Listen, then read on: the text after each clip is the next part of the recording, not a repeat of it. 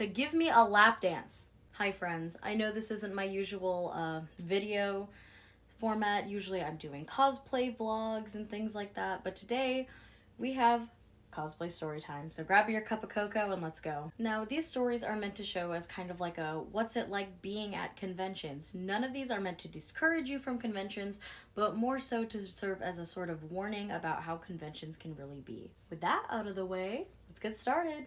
This first story comes to us from Veritas, and if I said the name wrong, I am so sorry. So the last con I went to, I was rooming with two, now ex, friends, and I was doing my makeup in the bathroom when I realized I didn't have my new and fairly expensive primer. So obviously, I started panicking and tried to find it.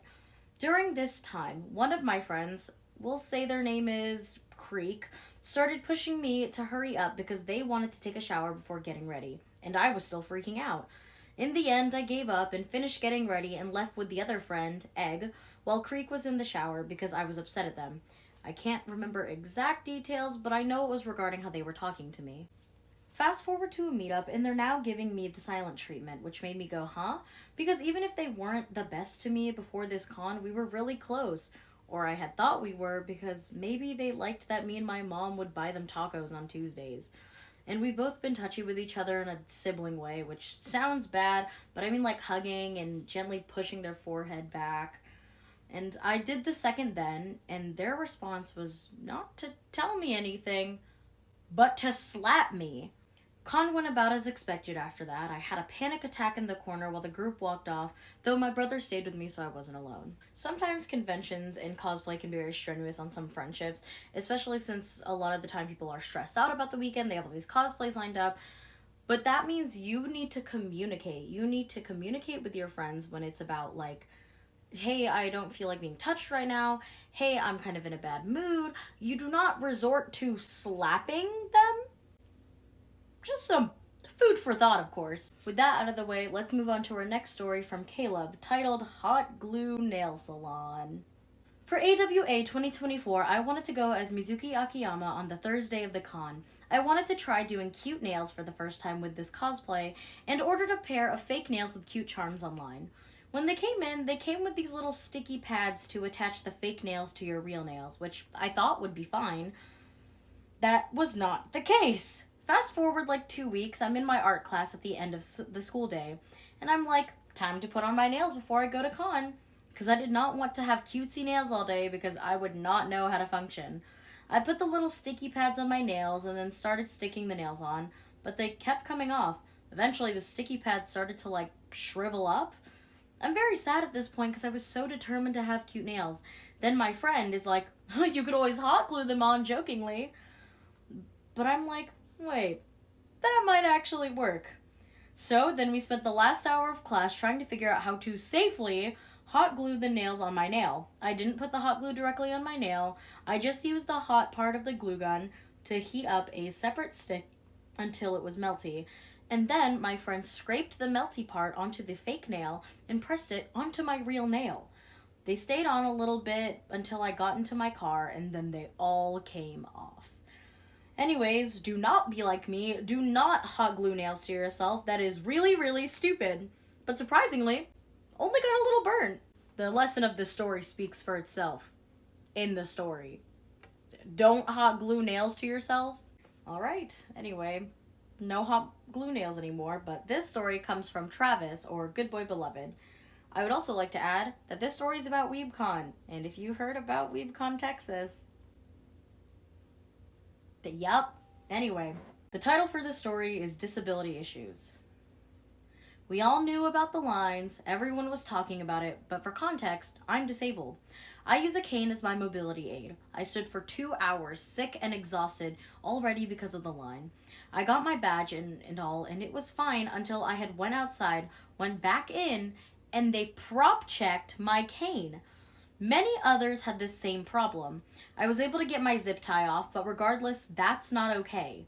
I was upset to say the least, and then was made aware of the ADA badge. I got the badge and was fine until Saturday and Sunday. Saturday, I got my photo taken by a creep.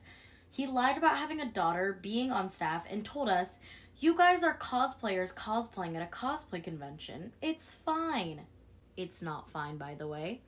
My friend made staff aware, but all they did was tell him off. Sunday, we were looking to go up the elevator. I had a party of 6, and they only let the 3 with an ADA badge go up, me and 2 others. When before, you could use the elevator if you were with someone with an ADA badge. We had to split our party, which was very difficult because most of us are visibly minors, and at cons, you always have to be careful. This con was not disability friendly whatsoever and only decided on an ADA line Saturday. It was horrible standing in line and all. I cannot imagine how wheelchair users felt. WeebCon had months to a year in advance to work on their disability issues and still didn't do enough. It is so simple to treat disabled the same as able-bodied folks. This was a very common complaint that I heard from WeebCon this year, and while I personally am not disabled, one of my friends who was with me through most of the duration of this convention is a disabled person. Leo carries around a cane, and there was a point where we both needed to get in the elevator, and most of the people that had an ADA badge would have like a handler of sorts, and they had another special like wristband badge kind of situation for that reasoning. And I didn't have one for Leo because Leo's dad had one, but because of this, I was still, weirdly enough, allowed on the elevator, even though I didn't have that badge.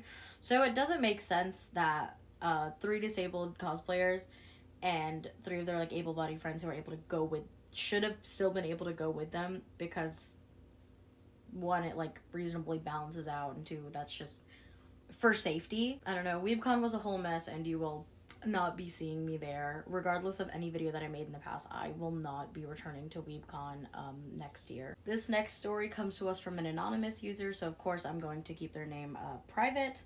The title of the story is Female Sukuna Obi, and there is a trigger warning for somewhat SA and pedophilia, so please be warned. If you do not want to hear this story, please skip to this timestamp. So I went to my second con ever when I was 11 or 12 at the time, and I went as female Sukuna. It was the same as the regular Sukuna outfit, just a longer wig and more feminine makeup. I got a lot of weird stares, but I expected it, so it didn't bother me too bad. However, I was standing alone for something because my family was in line for food. First mistake. Another Sukuna cosplayer, very low effort, just the costume, no makeup or anything, looked to be in his 20s or 30s, walks up to me with his friends and says, "Yo, nice cosplay." I was used to the compliments and loved them, so I politely said thank you and thought that that was the end. Second mistake. The guy just kept talking to me about how he liked my cosplay until he said, "Hey, can I see how it's tied in the back?"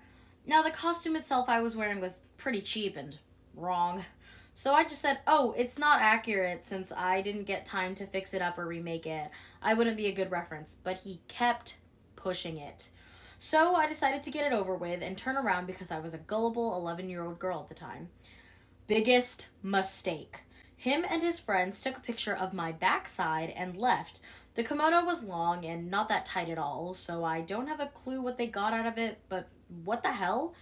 Anyways, my sister saw this last second and told me what happened because I'm a little dumb, and I was much more careful ever since. I would like to remind again that this cosplayer was 11 or 12 at the time. As someone who went to conventions as a minor, and my advice to minors who attend conventions, please, please, please always be with somebody at the convention. Even better if it's an adult or like a parent or something like that. Older sibling, parent, guardian, whatever. It is good to have somebody with you at all times at these conventions because they can be genuinely very unsafe. I've had my fair share of con creep stories, so I think it's better to be safe than sorry at conventions. To be honest, this advice isn't really just limited to minors. Everybody, I think, should always have somebody with them because it's good to be stronger in numbers. You know, speaking of con creeps, we are now on to our last story, which is from me, and it's actually from this year. If you know anybody that was that might be mentioned or offhandedly mentioned in this story, don't attack them or anything. I don't want anybody to get in trouble or whatever. This was just something that made me a little weirded out and uncomfortable, but yeah. Yeah. And it's also another WeebCon horror story of this year, so yeah. Anyway. At WeebCon 2025, I was invited as a panelist for a late-night Hasman Hotel Truth or Dare. As the nifty cosplayer, several jokes were made about me attempting to murder or attack the Yaaaawn cosplayer, of course. It was all in good fun, and we thought it was silly. While there were some questions that were definitely uncomfortable to hear, in fact, I could hear some of the other people besides me making comments on the strange nature of the questions. It was bearable and avoidable. Plus, I didn't expect any to be targeted at me because I was nifty. Until one person stood up. Now, I can't exactly remember who requested this dare, but after several attempts to murder Adam throughout the panel, a guest decided to help me out by daring Adam to give me a lap dance. Oh. Now, there's a few things I found strange about this. One, I'm a small guy, okay? Like, here's me. Adam's much taller than me. Two, I, as nifty, do not like Adam, so why would I ever give him even this much of a chance to get close to me, as this is like character-wise. And three, I didn't know our Adam very well, and this isn't really like the audience wouldn't know this, but this was like a personal thing where I didn't know our Adam very well, but I was aware that he was much older than me. Yeah. So, with all of these factors in mind, I very quickly shut down that dare. I had 2 props in my hand and I made an X with them going, eh. Yeah. Thankfully the dare was skipped, but it weirded me out how people tried to excuse it by saying he could get close to me. Maybe I wasn't very clear, but I feel like I looked uncomfortable. Then again, I was having a long day, so perhaps it wasn't obvious, but it was so weird and uncomfortable. It was just a weird request, even though I could get close enough to kill him. Well, I don't entirely blame the person for requesting this dare. It still didn't sit right with me, and this will forever go down in my list of strange audience members at panels. Because guess what? I've had plenty. I also like to add that I did title my own story as Has Been No Tell, so it's funny to me. Anyway, thank you guys so much for watching this video. I don't know how many videos I'll really do in this format, but if I do more videos in this format, would you like to see them? I don't know. On a side note, here's my White Boy of the Year shirt that I got from Xander Small. Y'all should totally check him out. This is not sponsored, by the way. I really like this shirt. Anyway, thank you guys so much for watching. Please make sure to leave a like and subscribe. Leave a comment down below if you want to see more videos like this in this talking format. I might also do them in cosplay. Or if you would like to share your own convention stories in the comments, I would love to hear them. Thank you to all the people who submitted these little stories. I might do a follow-up or a part 2 with more of the stories because there were some stories that I didn't get to share with you guys. Anyway, thanks so much for watching. Bye-bye!